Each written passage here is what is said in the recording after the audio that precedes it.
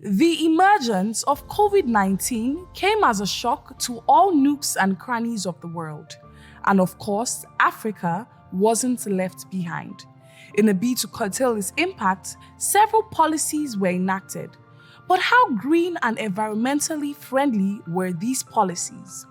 CSEA, in partnership with the South African Institute of International Affairs, SAIIA, organized and hosted a dissemination event as part of the activities for the COVID-19 Macroeconomic Policy Responses in Africa, CoMPRA. The project seeks to analyze Nigeria's post-COVID-19 macroeconomic policy measures to ascertain how helpful they are in achieving its climate commitments. This event is brought to you by CSEA and SAIIA. CoMPRA, as you see, has been in the works for about 3 years with over 6 countries involved: Tanzania, Uganda, Senegal, Nigeria, South Africa, and Benin. That being said, today promises to be a very impactful and exciting event. So I urge you to pay rapt attention, take notes, and be open-minded. My name is... The event consisted of 2 sessions. Session 1, which involved a keynote address and presentation of a synthesis paper, and Session 2, which included a panel discussion of national-level papers. The Executive Director of CSEA, Dr. Chukwuka Onyekwena, gave an overview of the event and highlighted that it is being funded by the International Development Research Center, IDRC, and the South African Institute of International Affairs, SAIIA. So this project is being funded by the International Development Research Center, IDRC, with the South African Institute of International Affairs, SAIIA, and CSEA as the lead partners.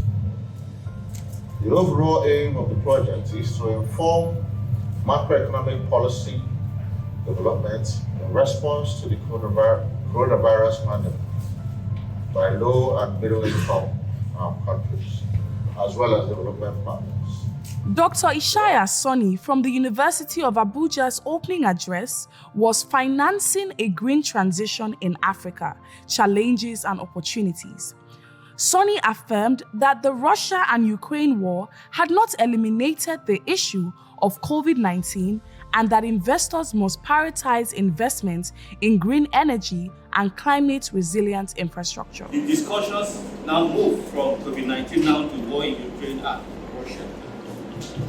Nevertheless, Africa is blessed with immense natural resources, a rich biodiversity, and a vibrant and dynamic population. It also has the fundamental resources required to cope and address the adverse effects of climate change and global warming. Yes, we do have that. Looking at the geography of Africa, from the southern part of Africa to the northern part of Africa, we have the capacity to absorb any indicator of climate change. But how useful is this and how resilient are these over the years? Mr. Joseph Matola gave a presentation on how COVID-19 has impacted the NDC implementation in Africa. He identified the low financing compared to the requirements and the fact that the pandemic impacted the fiscal health of African economies. The pandemic, as you all know, it's affected all aspects of our lives, including government action and government policies. The study by the NDC Partnership Project, it shows that COVID distracted the political attention that climate change issues receive or are supposed to be receiving. He also identified challenges such as discoveries of fossil fuels, capacity challenges in measuring, reporting and verification, MRV, and weak climate legislation. Dr. Nonso Obiliki, economist at the Development Coordinator Office at the United Nations, affirmed that African countries could not respond to the pandemic. Linked to the same idea, but if you look at the responses globally to COVID, one thing that was very clear is that African countries did not have the capacity to respond like Netherlands, just because there was no face mask.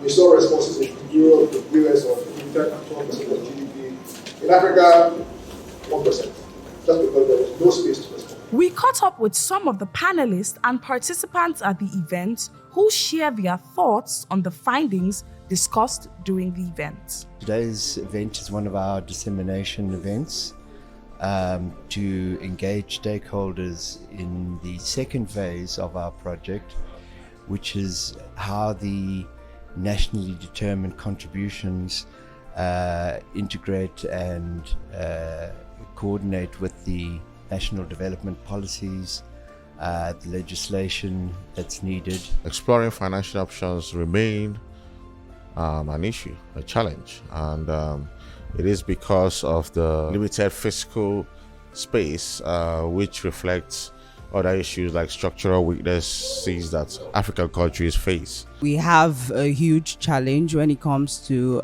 energy access, and of course the fact that Africans suffer from the effects of climate change, despite the fact that we do not produce carbon in relation to what other continents are producing. However, we suffer the most. Nigeria may continue to work with its development plans at actually resolving great response to what COVID has actually brought to the lives of Nigeria. This discussion of introducing climate finance as a means of addressing macroeconomic issues in Africa is very, very important. There is no implementation across these countries, and it's important that implementation strategies are put in place to ensure that these countries are moving towards a green transition and we are achieving a sustainable environment for all. The panel was chaired by Mma Amara Ekeruche, Senior Research Fellow at CSEA. The panelists included Dr. Lorraine Tor, IPAR, T. Christine Olasode, CC, Dr. Joseph Matola, SAIIA, Ronald Kwagwa, ACOLD, and Dr. Oswald Mashindaro, ESRF. They presented their climate change papers. T. Christine offered to make climate change policies investor-friendly, while Ronald shared the findings of his paper in Uganda. Through these institutions, the cultural institutions can mobilize community better than government. I don't know that will be the case. They are listened to more. The religious institution are listened to more than sometimes government. Yes? So we can use this as to keep into points, to push the message of the climate change and green growth, better. The event was attended by key stakeholders from government parastatals, NGOs, and pressmen from various media outlets.